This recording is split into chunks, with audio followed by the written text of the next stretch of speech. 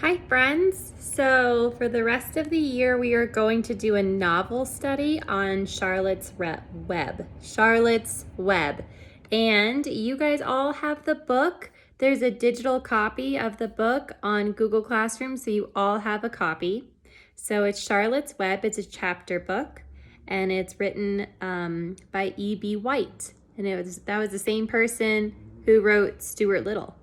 And the illustrator is Garth Williams. So you have the book online, like I said, and you also have this packet that we are going to work on together online. And it goes through the chapters, asking you questions from every chapter. The first few pages of it are for chapters 1 and 2. So for today, I'm going to read you chapters 1 and 2. And I want you to have your book open and I want you to read with me. And then tomorrow, I will help you go through these first 3 pages of your Charlotte's Web packet and answer them using chapters 1 and 2. So I'll help you with that. It's a lot of work for one day, so that's where we're going to break it up into 2 days. So day 1 is just reading. So Charlotte's Web, starting at chapter 1, which is called Before Breakfast. "Where's Papa going with that axe?" said Fern to her mother as they were setting the table for breakfast. "Out to the hog house," replied Miss Arabelle. "Some pigs were born last night."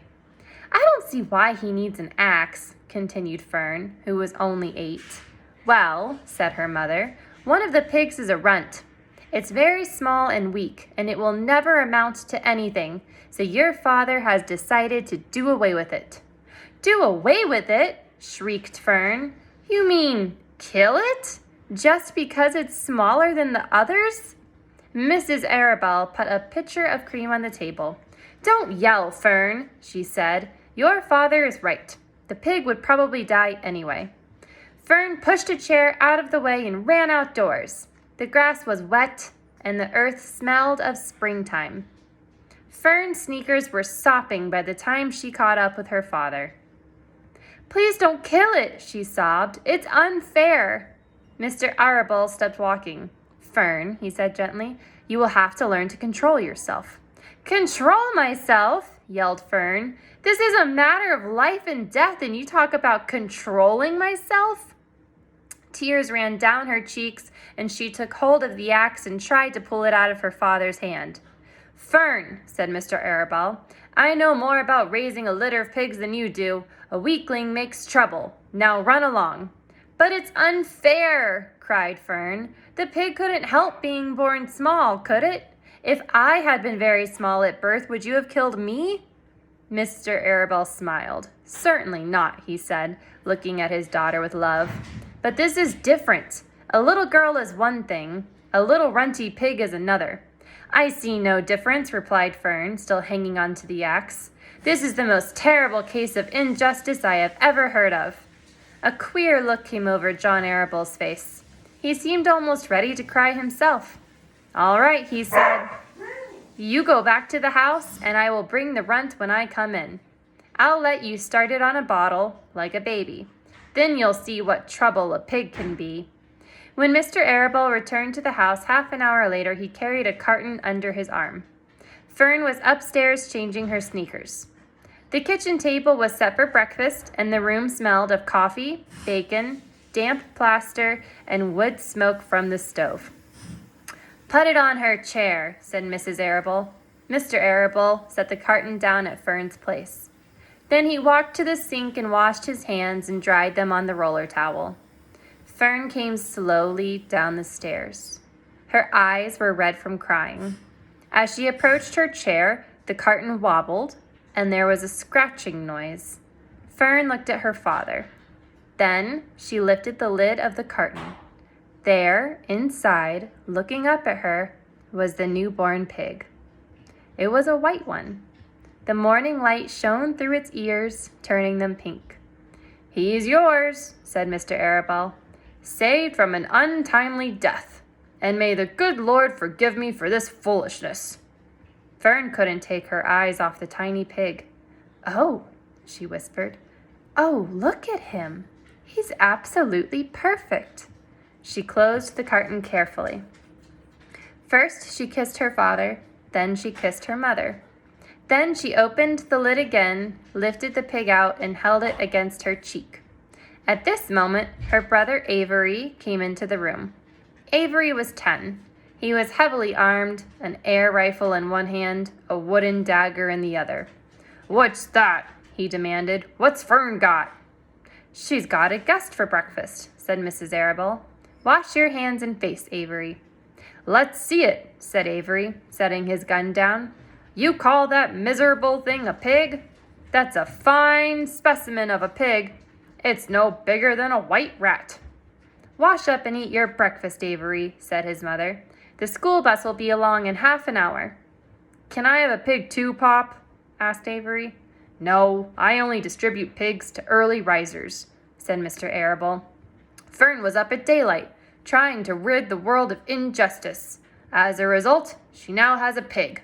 A small one, to be sure, but nevertheless a pig. It just shows what can happen if a person gets out of bed promptly. Let's eat." But Fern couldn't eat until her pig had a drink of milk. Mrs. Arable found a baby's nursing bottle and a rubber nipple. She poured warm milk into the bottle, fitted the nipple over the top, and handed it to Fern. "Give him his breakfast," she said. A minute later, Fern was seated on the floor in the corner of the kitchen with her infant between her knees, teaching it to suck from the bottle. The pig, although tiny, had a good appetite and caught on quickly. The school bus honked from the road. "Run!" commanded Mrs. Arable, taking the pig from Fern and slipping a donut into her hand. Avery grabbed his gun and another donut. The children ran out to the road and climbed into the bus. Fern took no notice of others in the bus. She just sat and stared out the window, thinking what a blissful world it was and how lucky she was to have entire charge of a pig. By the time the bus reached school, Fern had named her pet, selecting the most beautiful name she could think of. "Its name is Wilbur," she whispered to herself. She was still thinking about the pig when the teacher said, "Fern, what is the capital of Pennsylvania?" "Wilbur," replied Fern dreamily. The pupils giggled. Fern blushed. Chapter 2. Wilbur. Fern loved Wilbur more than anything. She loved to stroke him, to feed him, to put him to bed. Every morning, as soon as she got up, she warmed his milk, tied his bib on, and held the bottle for him. Every afternoon, when the school bus stopped in front of her house, she jumped out and ran to the kitchen to fix another bottle for him. She fed him again at supper time and again just before going to bed. Mrs. Arable gave him a feeding around noontime each day when Fern was away in school. Wilbur loved his milk, and he was never happier than when Fern was warming up a bottle for him. He would stand up and gaze at her with adoring eyes. For the first few days of his life, Wilbur was allowed to live in a box near the stove in the kitchen. Then, when Mrs. Arable complained, he was moved to a bigger box in the woodshed. At 2 weeks of age, he was moved outdoors. It was apple blossom time, and the days were getting warmer. Mr. Arable fixed a small yard specially for Wilbur under an apple tree and gave him a large wooden box full of straw with a doorway cut in it so he could walk in and out as he pleased. "Won't he be cold at night?" asked Fern. "No," said her father. "You watch and see what he does." Carrying a bottle of milk, Fern sat down under the apple tree inside the yard. Wilbur ran to her, and she held the bottle for him while he sucked. When he had finished the last drop, he grunted and walked sleepily into the box. Fern peered through the door. Wilbur was poking the straw with his snout. In a short time, he had dug a tunnel in the straw. He crawled into the tunnel and disappeared from sight, completely covered with straw. Fern was enchanted. It relieved her mind to know that her baby would sleep covered up and would stay warm. Every morning after breakfast, Wilbur walked out to the road with Fern and waited with her till the bus came. She would wave goodbye to him, and he would stand and watch the bus until it vanished around a turn. While Fern was in school, Wilbur was shut up inside his yard, but as soon as she got home in the afternoon, she would take him out, and he would follow her around the place. If she went into the house, Wilbur went too. If she went upstairs, Wilbur would wait at the bottom step until she came down again. If she took her doll for a walk in the doll carriage, Wilbur would follow along. Sometimes, on these journeys, Wilbur would get tired and Fern would pick him up and put him in the carriage alongside the doll. He liked this, and if he was very tired, he would close his eyes and go to sleep under the doll's blanket. He looked cute when his eyes were closed, because his lashes were so long. The doll would close her eyes too, and Fern would wheel the carriage very slowly and smoothly so as not to wake her infants. One warm afternoon, Fern and Avery put on bathing suits and went down to the brook for a swim. Wilbur tagged along at Fern's heels. When she waded into the brook, Wilbur waded in with her. He found the water quite cold, too cold for his liking, so while the children swam and played and splashed water at each other, Wilbur amused himself in the mud along the edge of the brook, where it was warm and moist and delightfully sticky and oozy. Every day was a happy day and every night was peaceful. Wilbur was what farmers call a spring pig, which simply means that he was born in springtime. When he was 5 weeks old, Mr. Arabelle said he was now big enough to sell and would have to be sold. Fern broke down and wept, but her father was firm about it.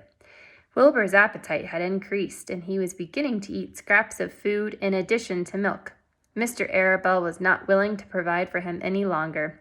He had already sold Wilbur's 10 brothers and sisters. "He's got to go, Fern," he said. "You have had your fun raising a baby pig, but Wilbur is not a baby any longer, and he has to be sold." "Call up the Zuckermans," suggested Mrs. Arabelle to Fern. "Your uncle, Homer, sometimes raises a pig. And if Wilbur goes there to live, you can walk down the road and visit him as often as you like." "How much money should I ask for him?" Fern wanted to know. "Well," said her father, "he's a runt. Tell your Uncle Homer you've got a pig you'll sell for $6 and see what he says." It was soon arranged. Fern phoned and got her Aunt Edith, and her Aunt Edith hollered for Uncle Homer, and Uncle Homer came in from the barn and talked to Fern. When he heard that the price was only $6, he said he would buy the pig. Next day, Wilbur was taken from his home under the apple tree and went to live in a manure pile in the cellar of Zuckerman's barn. Okay, those are chapters 1 and 2. I want you guys to summarize the story for your writing today. So that means first, next, then last. But do you stop there if it's not done? No, you keep going and you use other transition words like also or after that, okay? So I hope you liked chapters 1 and 2. We will do the sheets for chapters 1 and 2 tomorrow, and then we'll do chapter 3 on Wednesday. And I want to see your writing, your summary of chapters 1 and 2 today. All right, bye guys.